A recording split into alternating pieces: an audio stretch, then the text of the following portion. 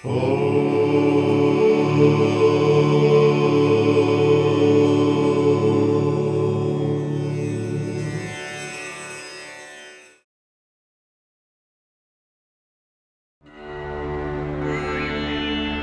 की धरती पर अनेक महान विचारक, दार्शनिक और आचार्य हुए हैं, लेकिन उन सब का चिंतन मात्र धर्म या अध्यात्म तक सीमित रहा। किसी ने भी खंड खंड भारतीय समाज को एक करके भारतीयता स्थापित करने का प्रयत्न नहीं किया। राष्ट्र के गौरव और एकता का चिंतन यदि किसी ने किया तो एकमेव महर्षि दयानंद ने युगों से चली आ रही सामाजिक उदासीनता पर प्रहार करते हुए धर्म के साथ साथ जातीय एकता का चिंतन भी समाज को दिया। महर्षि दयानंद ने जान लिया था कि जब तक राष्ट्रीय और सामाजिक एकता का बंधन मजबूत नहीं होगा, धर्म की, देश की, समाज की कोई भी उन्नति नहीं हो सकेगी। इसी कारण उन्होंने देश में एक शास्त्र, वेद और एक सर्वशक्तिमान परमेश्वर की उपासना को प्रतिष्ठित करने के लिए आजीवन प्रयत्न किया।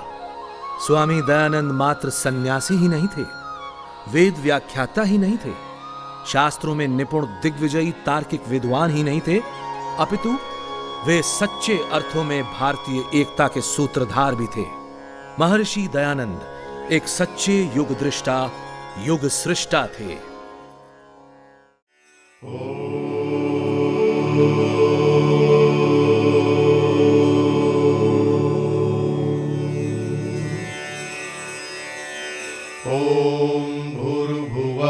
स्वाहा तत्सवितुर्वरेण्यं भर्गो देवस्य धीमहि धियो यो नः प्रचोदयात्।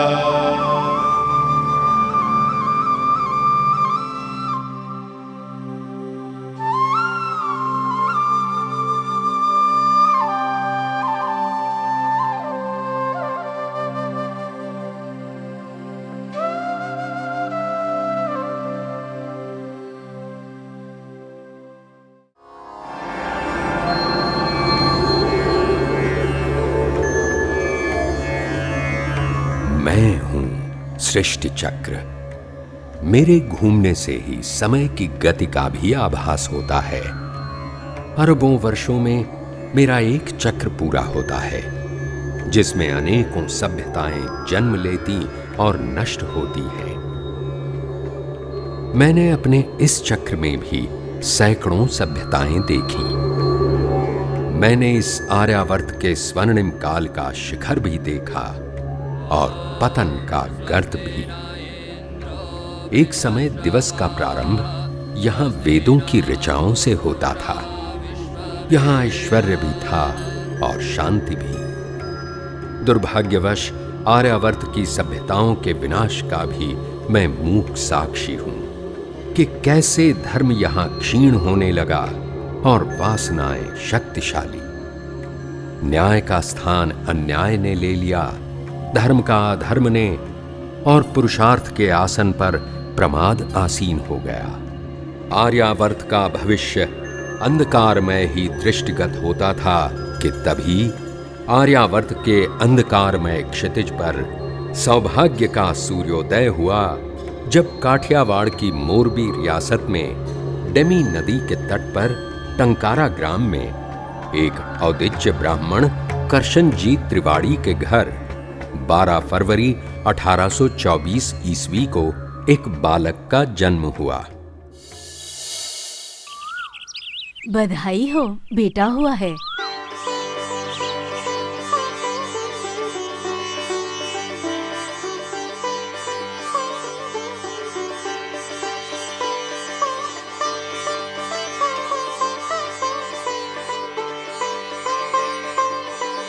परमेश्वर ने देर से ही सही एक कुलदीपक दिया है।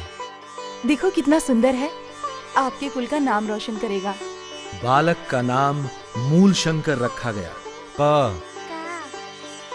5वें वर्ष में पिता ने देवनागरी अक्षर पढ़ाना प्रारंभ किया। ओम मापोहिष्ठामयो भुवस्तान ऊर्जे दधातन महेरणाय चक्षसे। 8वें वर्ष में मूल शंकर का यज्ञोपवीत हुआ और उसके बाद यजुर्वेद का अध्ययन प्रारंभ हुआ। प्रतिमुंच शुभ्रम यज्ञोपवीतम परमस्तु तेजः। करशन जी के घर में शिव की पूजा होती थी और उनके अनुसार शिव की पूजा ही सर्वश्रेष्ठ थी।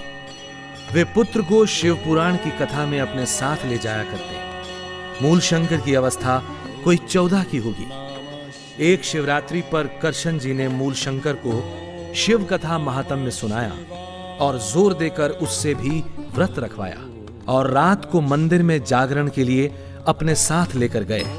वहां मूल शंकर ने देखा, पिताजी, पिताजी, शिवलिंग पे चूहे चढ़ रहे हैं। चढ़ने दो बेटा, ये तो जानवर है, इन्हें कुछ पता नहीं। तुम आराम करो। लेकिन पिताजी, शिव जी की कथा के महादेव तो चेतन है, वरदान और श्राप देते हैं, नंदी बैल की सवारी करते हैं, फिर चूहे उनके ऊपर कैसे चढ़ सकते हैं? बेटा, आप कलयुग में महादेव के दर्शन कहाँ होते हैं? वो तो कैलाश में रहते हैं। ये शिवलिंग तो उनकी पूजा करने के लिए है, इसी से वो प्रसन्न हो जाते हैं। तुम आराम करो। मैं घर जा रहा हूँ। ठीक है, सैनिकों को साथ ले जाओ और हाँ, ध्यान रहे अपना व्रत न तोड़ना।